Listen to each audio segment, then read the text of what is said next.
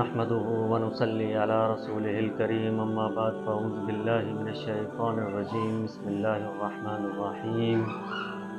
سامعین محترم، آج ہم آپ کے سامنے شیعہ حضرات کی اصول اربع کی ایک کتاب اصول کافی میں سے ایک روایت پیش کریں گے،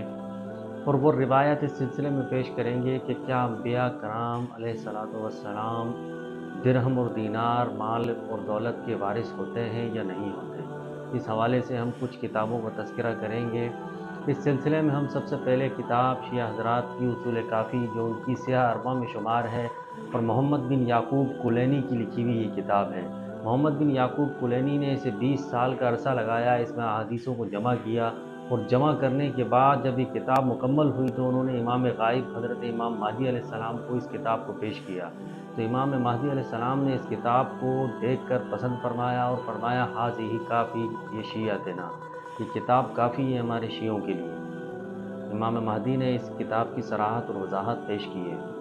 اب اسی کتاب کے باب میں باب صفت العلم و فضلہ و فضل العلماء، علماء کی فضیلت اور علم کی فضیلت کے بارے میں وہ روایت لے کر آئے محمد بن یحییٰ عن احمد بن محمد بن عیسیٰ سے، اور محمد بن خالد نے خالد البختری سے، بختری نے ابی عبداللہ سے۔ امام جعفر صادق علیہ السلام نے فرمایا کہ ان العلماء ورثۃ الانبیاء، کہ بے شک علماء وارث ہیں انبیاء کے، وذاک ان الانبیاء لم یورثوا درہما ولا دینارا، اور بے شک وہ انبیاء نہیں وارث بناتے درہم اور دینار کو، وانما اورثوا احادیث من احادیثہم، وہ وارث بناتے ہیں اپنی احادیث کو، جو ان کے فرامین ہیں، جو ان کے اقوال ہیں، جو ان کی حدیثیں ہیں، ان کو وہ اپنا ورثہ بناتے ہیں۔ فمن اخذ بشیء منہا، تو اس میں سے جو کوئی لیتا ہے، فقد اخذ حظا وافرا، تو وافر مقدار میں وہ حصہ پا لیتا ہے۔ اب یہ حدیث مبارکہ شیعہ حضرات کی اصول کافی کے باب صفت العلم و فضلہ و فضل العلماء کے اندر موجود ہے، اور یہ اس باب کی دوسری حدیث ہے۔ اب اس سے یہ پتہ چلتا ہے کہ امام جعفر صادق علیہ السلام ارشاد فرماتے ہیں کہ انبیاء مال اور دولت درہم اور دینار کے وارث نہیں ہوتے۔ انبیاء کی وراثت جو ہے مال اور دولت درہم اور دینار نہیں ہوتا۔ انبیاء کی جو وراثت ہوتی ہے وہ علم ہوتا ہے، وہ ان کی احادیث ہوتی ہے، وہ ان کے فرامین ہوتے ہیں، وہ ان کے اقوال ہوتے ہیں، وہ ورثہ ہے انبیاء کا۔ اور علماء جو ہیں وہ انبیاء کے وارث ہیں۔ اس حدیث کے اندر یہ بھی فرما دیا کہ ان العلماء، جو علم والے ہیں، ورثۃ الانبیاء، بے شک وہ انبیاء کے وارث ہیں، وارثین انبیاء ہیں علماء جو ہیں۔ انبیاء کی جو میراث ہوتی ہے، جو وراثت ہوتی ہے، وہ مال اور دولت درہم اور دینار نہیں ہوتی۔ یہ حوالہ ہم نے اصول کافی سے پیش کیا۔ اس کے علاوہ ہم شیعہ حضرات کی اور درجنوں کتابوں سے یہ حوالے پیش کر سکتے ہیں۔ یہی حوالہ شیعہ حضرات کی ایک اور کتاب ہے جس کا نام اختصاص شیخ مفید ہے۔ اختصاص شیخ مفید کے اندر صفحہ نمبر 16 پر اس کے مصنف نے اسی روایت کو نقل کیا کہ انبیاء کی میراث جو ہے وہ درہم اور دینار نہیں ہوتی۔ انبیاء کی میراث علم ہوتا ہے، احادیث ہوتی ہیں، فرامین اور اقوال ہوتے ہیں۔ اسی طریقے سے ایک اور کتاب ہے شیعہ حضرات کی الشافی فی العقائد والاخلاق والاحکام، اس میں بھی ان احادیث کا تذکرہ موجود ہے کہ جو اصول کافی کے اندر آئی ہیں کہ انبیاء کی وراثت مال و دولت درہم و دینار نہیں ہوتے۔ انبیاء کی جو وراثت ہوتی ہے وہ علم ہے، وہ احادیث ہے، وہ فرامین ہیں۔ اسی طریقے سے ایک اور کتاب شیعہ حضرات کی الشافی فی اصول کافی، جو اردو ترجمہ ہے، جس کے جلد نمبر 1 اور صفحہ نمبر 71 پر یہی حدیث نقل کرتے ہیں کہ انبیاء کی میراث جو ہے علم ہوتا ہے، احادیث ہوتی ہیں، مال اور دولت درہم و دینار یہ انبیاء کا ورثہ نہیں ہوتا۔ اسی طریقے سے ایک اور کتاب شیعہ حضرات کی من لا یحضرہ الفقیہ، من لا یحضرہ الفقیہ کی جلد نمبر 4 صفحہ نمبر 301 پر یہ حدیث موجود ہے کہ انبیاء کی جو میراث ہوتی ہے، جو وراثت ہوتی ہے، وہ علم ہوتا ہے، احادیث ہوتی ہے، فرامین اور اقوال ہوتے ہیں، نہ کہ مال و دولت درہم و دینار ہوتا ہے۔ اسی طریقے سے ایک اور کتاب شیعہ حضرات کی جو ثواب الاعمال و عقاب الاعمال، یعنی کہ اعمال کے ثواب میں اور اعمال کے عذاب کے بارے میں یہ کتاب لکھی گئی ہے۔ اس میں اس حدیث کو ذکر کیا گیا ہے، شیعہ حضرات کی کتابوں میں اس حدیث پاک کو ذکر کیا گیا کہ انبیاء کی جو میراث ہوتی ہے وہ درہم اور دینار نہیں ہوتے، علم ہوتا ہے، فرامین ہوتے ہیں، اقوال ہوتے ہیں، ان کی احادیث ان کی وراثت ہے۔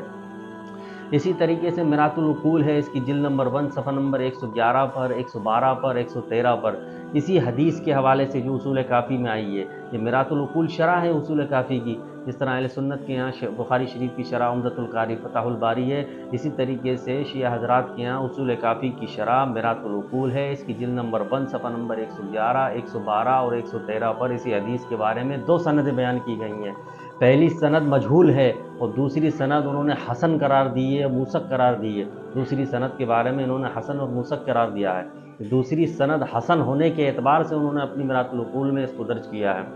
اسی طریقے سے شیعہ حضرات کی ایک اور کتاب ہے بحار الانوار، علامہ مجلسی صاحب کی یہ کتاب ہے، اور اس کتاب کے بارے میں امام خمینی صاحب کا یہ نظریہ اور یہ عقیدہ ہے کہ شیعوں کو کوئی کتاب پڑھنے کی ضرورت نہیں ہے، اگر بحار الانوار وہ پڑھ لیتے ہیں، تو بحار الانوار کے اندر وہ سارے مسائل ڈسکس کیے گئے ہیں جو شیعہ حضرات کی مسلک اور مذہب سے تعلق رکھتے ہیں۔ بحار الانوار کی جلد نمبر 1 پر یہ حدیث پاک موجود ہے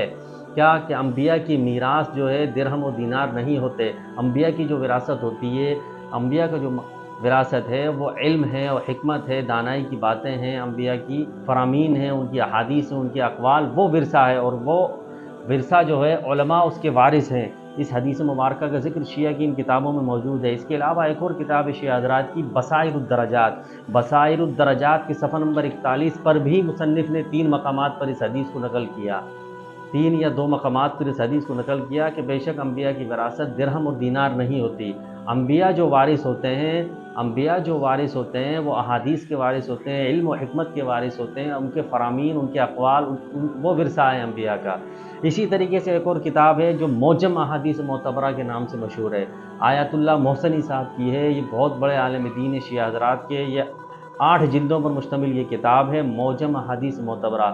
اپنے مجموعے میں اس حدیثوں کو داخل کیا اس نے معتبر جانتے ہوئے، اور انہوں نے اس حدیث کی 3 سندیں بیان کی ہیں کہ اس حدیث کی 2 سندیں جو ہیں وہ غیر معتبر ہیں اور تیسری سند معتبر ہے۔ تیسری سند معتبر ہونے کے اعتبار سے اس نے اپنے مجموعے میں داخل کیا کہ موجم احادیث معتبرہ،